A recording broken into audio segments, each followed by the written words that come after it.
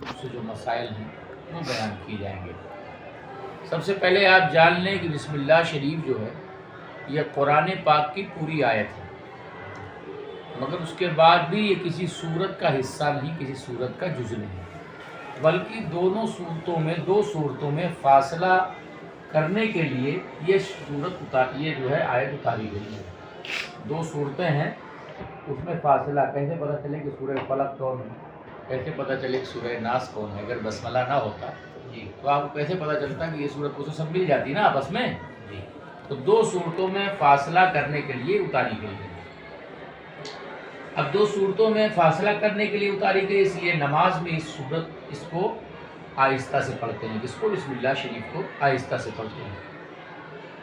اب بسم اللہ شریف کے تعلق سے بتا رہے ہیں کہ جب بھی بسم اللہ شریف پڑھیں، وہ حافظ لوگ جو پڑھیں وہ قرآن کریم میں یہ تراویح میں پورا قرآن پاک ختم کریں تو کسی نہ کسی صورت کے ساتھ بآواز بلند بسم اللہ شریف پڑھ لیں، اس لیے کہ بسم اللہ یہ ایک آیت ہے مستقل، اس لیے پڑھ لیں۔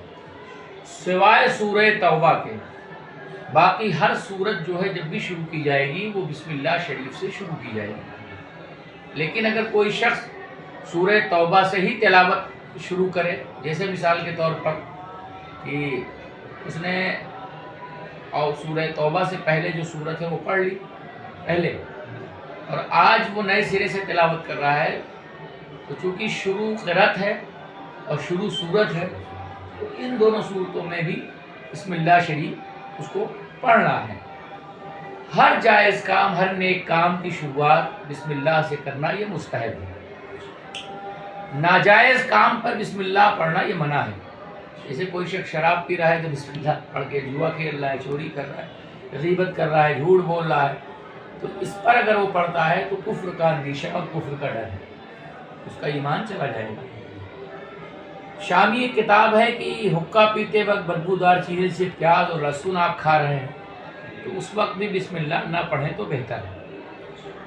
اس سے معلوم ہوا کہ ایک مسئلہ اور بھی کہ ننگے ہو کر کے یا پاخانہ پیشاب کی جگہ پہ پہنچ کر بھی بسم اللہ پڑھنا منع ہے۔ نمازی نماز میں جب کوئی سورت پڑھے تو بسم اللہ شریف آہستہ پڑھے، یہ بسم اللہ شریف آہستہ پڑھنا جو ہے یہ مستحب ہے۔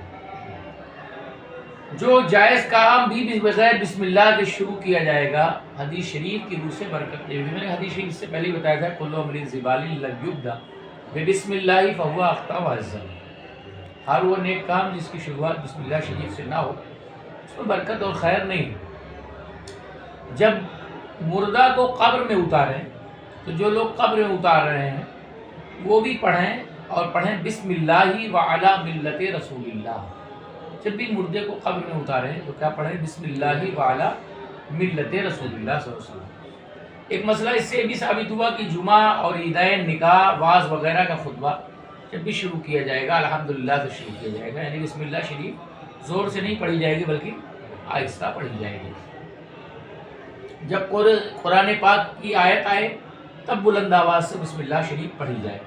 مثلا جانور کو ذبح کرتے وقت بھی بسم اللہ پڑھنا واجب ہے، کہ اگر جان بوجھ کر چھوڑ دیا تو جانور حلال نہیں ہوگا بلکہ مردار ہوگا، اگر بھولے سے چھوٹ گئی تو جانور حلال ہے، کیونکہ ہر مومن کے دل میں بسم اللہ ہے۔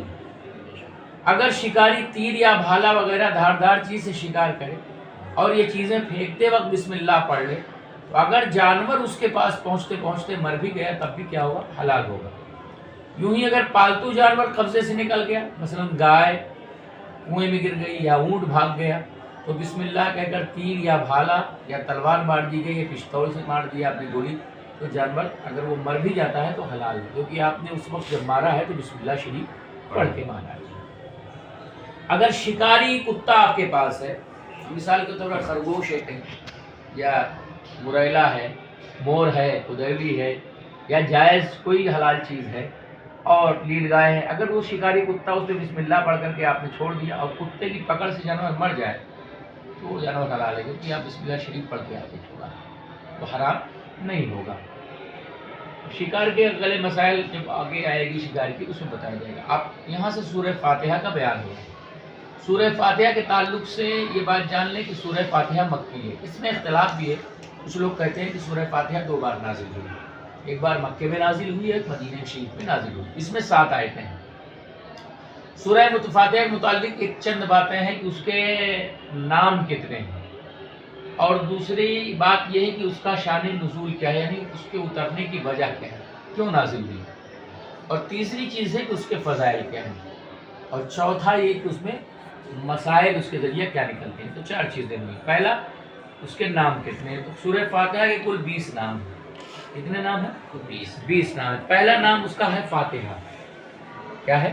فاتحہ۔ دوسرا نام ہے فاتحۃ الکتاب، فاتحۃ الکتاب۔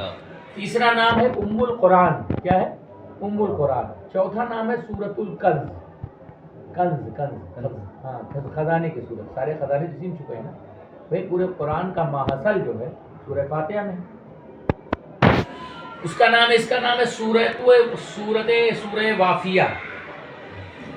اس کے بعد ہے سورہ کافیہ، سورہ شافیہ، شفا دینے والی، سورہ شفا، سبع مثانی، سورہ نور، سورہ رقیہ، سورۃ الحمد، سورہ دعا، سورہ تعلیم المثلا، سورۃ مناجات، سورۃ تفویض، سورۃ سوال، سورۃ ام الکتاب، سورہ فاتحۃ الکتاب، سورہ سلام۔ اس سورت میں 7 آیتیں ہیں اور 27 کلمے ہیں، اور 140 جو ہے پورے سورہ فاتحہ میں حروف، کیا ہے؟ 140 حروف۔ اچھا، سورہ فاتحہ میں کوئی آیت ناسخ نہیں ہے، منسوخ نہیں ہے۔ ناسخ کا مطلب سمجھ لیجئے، کوئی ایسی آیت جو دوسری آیت کا حکم بھی ختم کر دے اور اس کی تلاوت بھی ختم کر دے۔ تو منسوخ میں کئی چیزیں ہیں، کبھی کبھی ہوتا ہے کہ اس کا حکم تو ختم نہیں ہوتا ہے، اس کی تلاوت ختم ہو جاتی ہے۔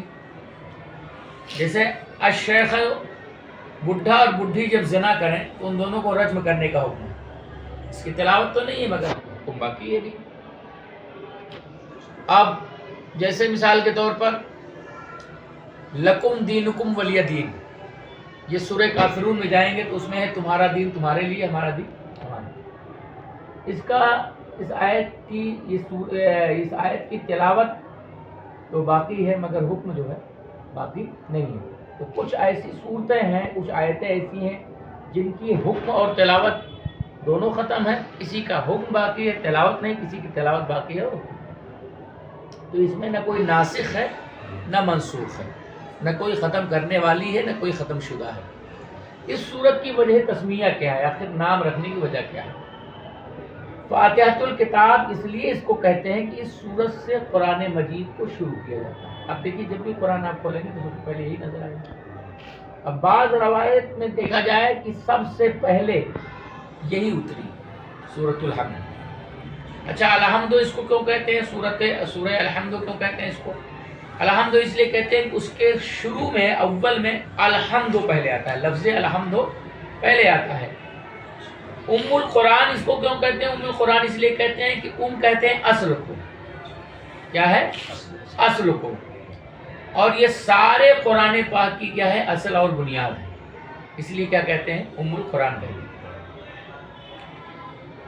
اب ام الکتاب کیوں کہتے ہیں؟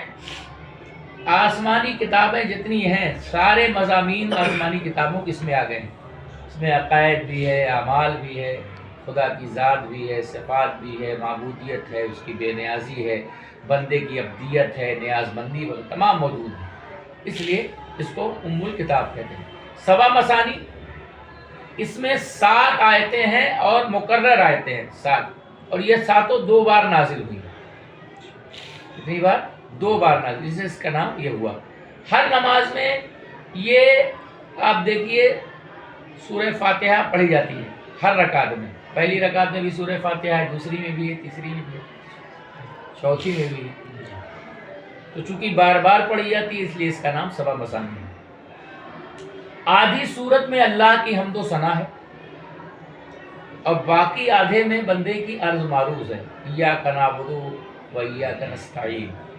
یہ بندہ اپنے رب سے عرض کر رہا ہے، اے اللہ ہم تجھی کو پوجیں اور تجھی اہدنا الصراط المستقیم، ہمارا جو راستہ ہو انعام یافتہ بندوں کا، صراط الذین انعمت علیہم غیر المغضوب علیہم والضالین، جن پر تیرا غیر و غضب ہوا ان سے بھی بچنے کی توفیق عطا فرما، جو بہک گئے ان سے بھی بچنے کی توفیق عطا فرما۔ اس میں آدھی صورت میں تو اللہ کی تعریف، الحمدللہ رب العالمین الرحمن الرحیم مالک یوم الدین، آدھی صورت میں تو اللہ کی تعریف، اور آدھی صورت میں بندے کا عرض اور معروض ہے۔ گویا آدھی صورت یہ خالق کے لیے ہے اور آدھی صورت مخلوق کے لیے، اس کے لیے ہے مخلوق کے لیے، لہذا اس کو سوا مکانی کہتے ہیں۔ اس طرح کی صورت کسی اور آسمانی کتاب میں نہیں آئی، اور سورہ فاتحہ کا قرآن کے 7ویں حصے کے برابر ہے پڑھنا، ثواب جو ہے، لہذا کوئی آدمی اسے 7 بار پڑھ لے تو پورے قرآن پڑھنے کا ثواب حاصل کر لے گا، پائے گا۔ اس کی آیتیں بھی 7 ہیں، اور جب دوزخ کے دروازوں کی طرف آپ غور کریں گے تو دوزخ کے دروازے بھی کتنے ہیں؟ 7 ہیں۔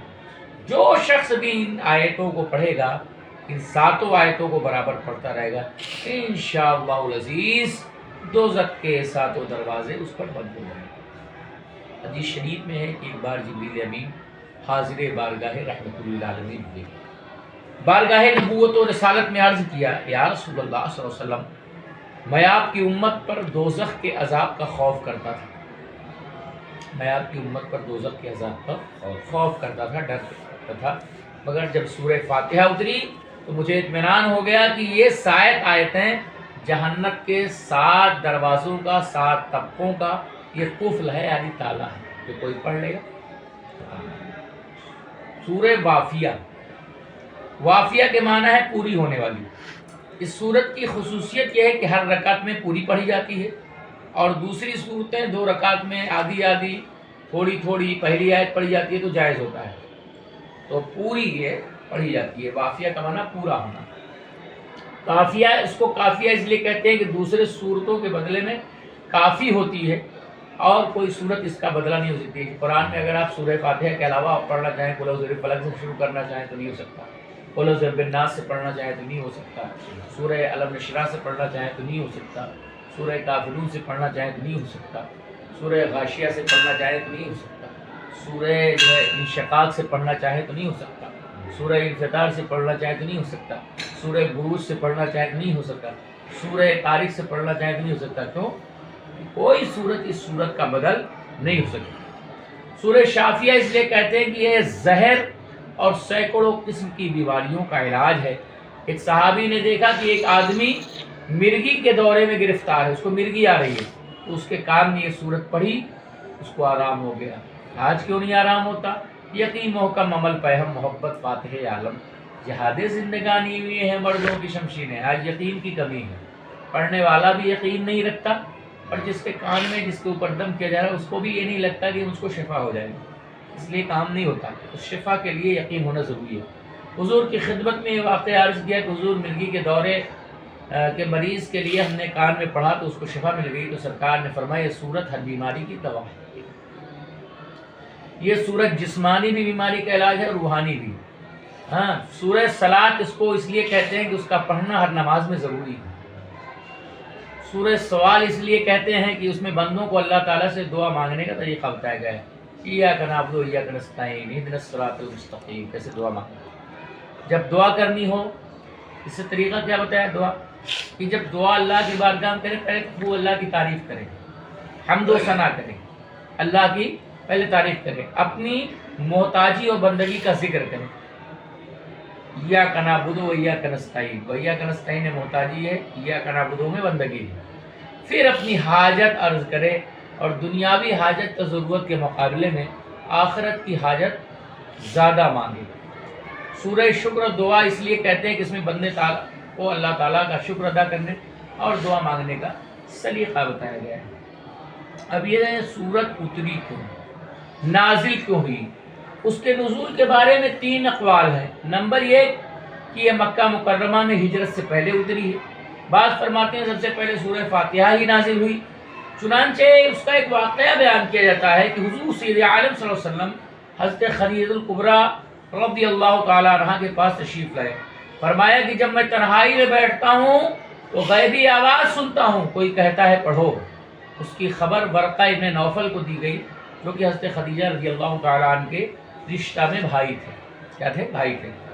ورقہ نے عرض کیا کہ اب جب کبھی آواز آئے نا تو آپ اطمینان سے سنتے ہیں. چنانچہ پھر یہ ہوا کہ حضرت جبریل حاضر ہوئے، عرض کیا پڑھیے بسم اللہ الرحمن الرحیم الحمدللہ رب العالمین، پوری سورت. تو اس سے معلوم ہوا کہ سب سے پہلی جو سورت نازل ہوئی وہ سورہ فاتحہ کی نازل ہوئی، مگر دوسری روایت میں ہے کہ سورہ اقرا پہلے نازل ہوئی.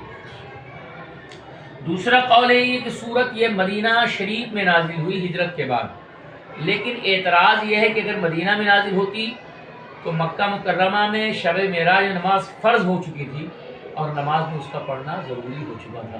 اگر مدینہ میں نازل ہوتی تو مکے میں کوئی نماز پڑھی جاتی. اس کا مطلب یہ مکے ہی میں نازل ہوئی، مگر دو بار نازل ہوئی، ایک مکے میں ایک مدینہ میں.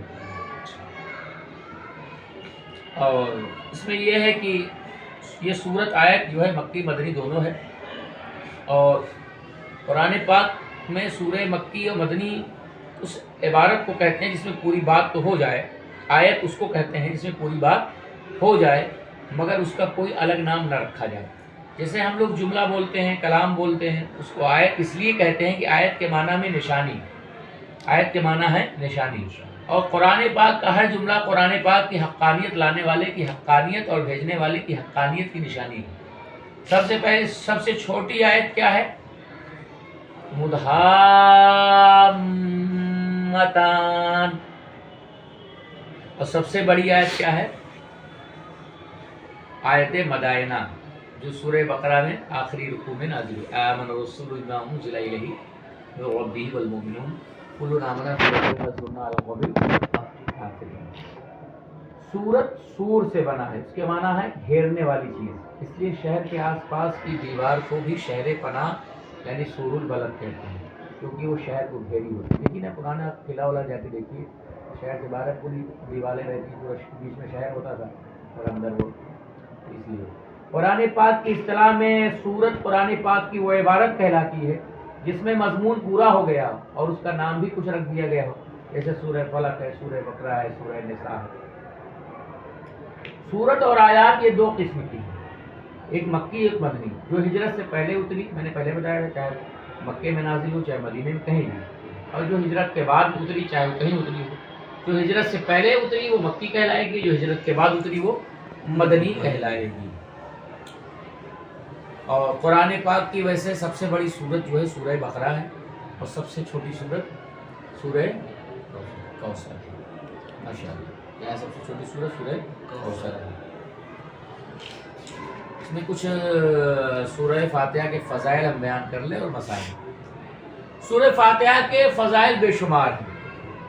تفسیر کبیر ایک کتاب ہے تفسیر کی، اس کے حوالے سے میں بتاتا ہوں آپ کو. اور مسلم شریف میں بھی ہے کہ ایک مرتبہ ایک فرشتے نے آسمان سے نازل ہو کر بارگاہ نبوت میں عرض کیا، رسول اللہ مبارک ہوا، مبارک ہو آپ کو، مبارک ہو 3 بار، کہ آپ کو 2 نور ایسے ملے ہیں جس کو اللہ تعالیٰ نے کسی نبی اور رسول کو نہیں دیے. حضور نے کہا فرشتے سے کہ کون سے ایسے 2 نور ہیں جو اللہ تعالیٰ نے کسی اور نبی کو مرحمت نہیں فرمائے. تو کہا پہلا نور سورہ فاتحہ ہے اور دوسرا نور سورہ بقرہ کی آخری آیتیں ہیں، آمن رسول سے لے کر کے فانصرنا علی القوم الکافرین. ترمذی شریف میں ایک حضور صلی اللہ علیہ وسلم نے فرمایا کہ سورہ فاتحہ کے مثل توریت و انجیل و زبور میں کوئی سورت نہیں اتری. تفسیر کبیر میں ہے کہ رب تعالیٰ نے آسمان سے 104 کتابیں اور صحیفے اتارے. کتنی کتابیں؟ 104 اور صحیفے کتابیں سے 100 کتابوں کے علوم 4 میں رکھے، یعنی 100 کتابوں کا جو علم ہے وہ کس میں رکھا؟ 4 میں، توریت میں، زبور میں، انجیل میں اور قرآن میں. اور پھر توریت، زبور، انجیل کے جو علم تھے اس کو اکیلا علیحدہ قرآن میں رکھ دیا گیا. اور پھر قرآن پاک کے وصول سورہ حجرات سے لے کے سورہ ناس تک رکھے گئے. مفصل کے علوم سورہ فاتحہ میں رکھے گئے.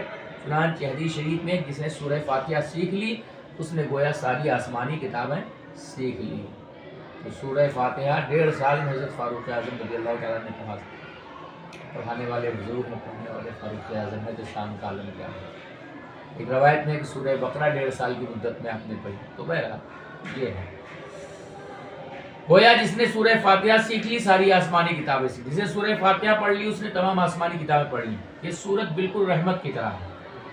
کیا ہے؟ رحمت کی طرح. رحمت، اس لیے اس میں اللہ تعالیٰ کے قہر، جبر، دوزخ، عذاب کوئی ذکر نہیں، بلکہ اس میں وہ حروف بھی نہیں ہے جو جہنم وغیرہ کے شروع میں آتے ہیں۔ اس صورت میں غور کریں گے آپ تو 7 حرف نہیں ہیں۔ کتنے حرف نہیں ہیں؟ 7۔ سا نہیں ہے، جیم نہیں ہے، خا نہیں ہے، زا نہیں ہے، شین نہیں ہے، زوا نہیں ہے، فا نہیں ہے۔ کیونکہ سا یہ جو ہے یہ صبور کا پہلا حرف ہے جس کے معنی ہے ہلاکت، جیم جہنم کا پہلا حرف ہے جس کے معنی ہے دوزخ، خا جو ہے خزیون کا پہلا جس کے معنی ہے رسوائی، ضلالت، زا جو ہے زفیر، زقوم کا پہلا حرف ہے، زفیر یہ دوزخیوں کی آواز ہے، اور زقوم جو ہے تھوہر ہے یعنی جہنمیوں کی غذا کھانے کی جو گندگی غذا ہے۔ شین نہیں ہے، شہیق کا پہلا حرف، شین کا شہیق کا پہلا حرف شین ہے جس کے معنی جہنمیوں کی آواز۔ ذل کا جو کہ قرآن پاک میں اس طرح مذکور ہے، ذل ذی سلاسن شعبن، یہ ظلم کا پہلا حرف ہے، یہ بھی نہیں۔ تفسیر روح البیان شریف میں ہے کہ جس وقت یہ سورت اتری اس وقت حضرت جبریل علیہ السلام کے ساتھ 70,000 فرشتے، کتنے ہزار تھے؟ 70,000۔ سورہ فاتحہ کے بے شمار فائدے ہیں جن میں سے چند بیان کر رہا ہوں آپ کے سامنے کہ جو شخص سورہ فاتحہ 100 بار پڑھے وہ پڑھ کر دعا مانگے، اللہ تعالیٰ اس کی دعا قبول فرمائے۔ جو شخص مریض ہو، لا دوا ہو، مریض لا دوا ہو یعنی دوا اثر نہ کرتی، وہ چینی کا برتن لے گیا ہے۔ کیا لے گیا ہے؟ چینی کا برتن، چینی کے سفید میں ہوتا ہے نا کام، چینی ہوتی تو چینی کے سفید برتن میں آب زمزم اور زعفران سے سورہ فاتحہ لکھ کر کے اس کو دھو کر کے 40 دن تک پیے تو انشاءاللہ شفا ہوگی۔ کون مرض کی؟ جو لا علاج مرض ہے۔ اور اگر آب زمزم سے دھو کے پیے گا تو اور اچھا ہے، آب زمزم نہ ملے تو ہلکے گلاب لے لے، نہیں تو کنویں کا پانی۔ تفسیر کبیر میں ہے کہ بعض گناہگار قوموں پر عذاب الہی آنے والا ہوگا، مگر ان میں سے کوئی بچہ کتاب میں جا کر فاتحہ پڑھ لے گا، اس کی برکت سے 40 سال تک کے عذاب دور ہو جائیں گے۔ اور ایک روایت میں ہے کہ جو شخص کسی دنیاوی عذاب میں، بلا میں پھنس گیا ہو، وہ بسم اللہ الرحمن الرحیم کو میم کو الحمدو کے لام میں پڑھے، بسم اللہ الرحمن الرحیم الحمدللہ رب العالمین، اس طرح سے پڑھے تو انشاءاللہ اس سے نجات ملے گی۔ بعض صوفیہ کے یہاں یہ عمل ہے کہ اگر کہیں طاعون کی بیماری ہو یا وبائی بیماری ہو، اس طرح کی بیماری ہو، تو ایک تاشا یا نقارہ، تاشا جو بجاتے ہیں نا، تاشا سمجھیں، نقا پر دائرہ کی شکل میں سورہ جمعہ اور بعد میں سورہ فاتحہ لکھے اور بیچ میں 15 کا نقش لکھے، تو 15 ایک عملیات میں ہے نقش ہوتا ہے۔ پھر ایک دمبے کے سامنے تاشا بجاتے ہیں اور تاشا بجاتے ہوئے اس دمبے کو گلی کوچے میں گشت کرتے ہیں، اس کے بعد اس دمبے کو شہر کے کنارے پر ذبح کر کے اس کا خون دفن کر دیتے ہیں، اس کا گوشت فقیروں کو بانٹ دیتے ہیں، تو اللہ تعالیٰ اپنے فضل سے طاعون کی بیماری سے یا جو وبا شہر میں آئی ہے، چیچک ہے، طاعون ہے، یہ کرونا، اس طرح کی جو بیماری وبائی بیماری ہے، اس سے امان ملتی ہے۔ بعض صحابہ کرام نے سورہ فاتحہ سے سانپ نے کاٹ لیا اور دم کر دیا تو اسے بھی اللہ تعالیٰ نے شفا دے دی۔ سورہ فاتحہ کے فضائل بس چند منٹ ہیں، سماعت کر لیجیے۔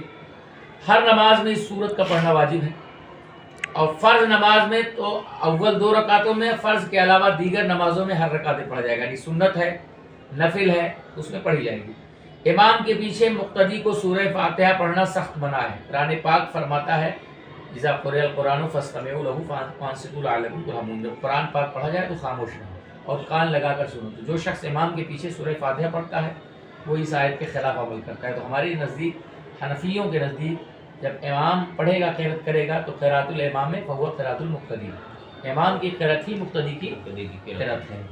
مسلم شریف میں ہے اذا قرئ فانصتوا، جب امام قرآن کریم پڑھے تو خاموش رہو۔ دوسری حدیث شریف میں ہے قرأت الامام له قرأت، امام کا قرآن پاک پڑھنا مقتدی کا پڑھنا ہے۔ 80 جلیل القدر صحابہ سے مروی ہے کہ وہ حضرات امام کے پیچھے سورہ فاتحہ کو پڑھنے کو منع کرتے تھے۔ ان میں سے حضرت علی ہیں، حضرت عبداللہ ابن مسعود ہیں۔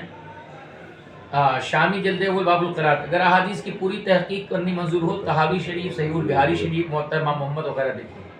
اگر مقتدی پر سورہ فاتحہ پڑھنا ضروری ہوا تو جو شخص رکوع میں امام سے ملتا وہ رکعت نہ پاتا ہو، کیونکہ اس کا فرض یعنی سورہ فاتحہ پڑھنا رہے گا۔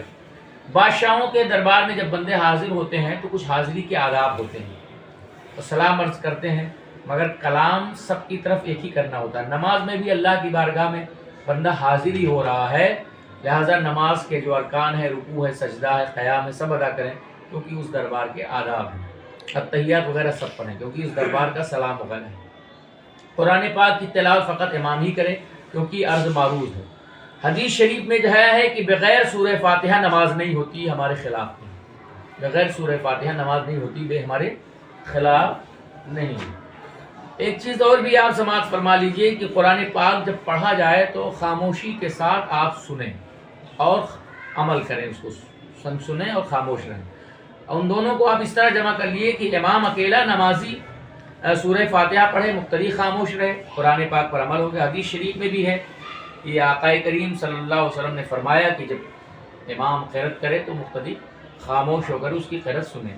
قرآن کریم میں یہ فقرؤ ما تیسر من القرآن، قرآن پاک جس قدر میسر ہو پڑھ لو۔ تو لہٰذا حدیث شریف اور قرآن پاک کو اس طرح جمع کیا جائے گا کہ یہاں تو بتایا ہے کہ لا صلاۃ الا بفاتحۃ الکتاب، بغیر سورہ فاتحہ کے نماز ہی نہیں ہے، اور قرآن عظیم میں فرمایا جا رہا ہے فقرؤ ما تیسر من القرآن، جس قدر قرآن پاک آپ کو آسان لگے، میسر ہو، آپ پڑھ لیجئے۔ تو دونوں پہ عمل کرنا ہے۔ مطلق قرآن کا پڑھنا کیا ہے؟ فرض ہے، اور سورہ فاتحہ پڑھنا واجب ہے۔ تو حدیث کی روح سے پڑھنا واجب ہے، اور قرآن کی روح سے مطلق قرات کیا ہے؟ فرض ہے۔ ایک حدیث شریف میں ہے کہ نماز بغیر سورہ فاتحہ دوسری صورت کی ملائی نہیں ہوتی، حالانکہ دوسری صورت کا ملانا کسی کے نزدیک بھی مقتدی کے لیے ضروری نہیں بلکہ مقتدی کے لیے منع ہے۔ غرض ایک صحیح ہے کہ امام کے پیچھے مقتدی قطعاً سورہ فاتحہ نہ پڑھے۔ نماز جنازہ میں سورہ فاتحہ تلاوت کی نیت سے پڑھنا منع ہے، مگر اگر کسی کو دعائے جنازہ یاد نہ ہو تو دعا کی نیت سے پڑھ لے تو جائز ہے۔ بس آج کا سبق یہی، وآخر دعوانا الحمدللہ۔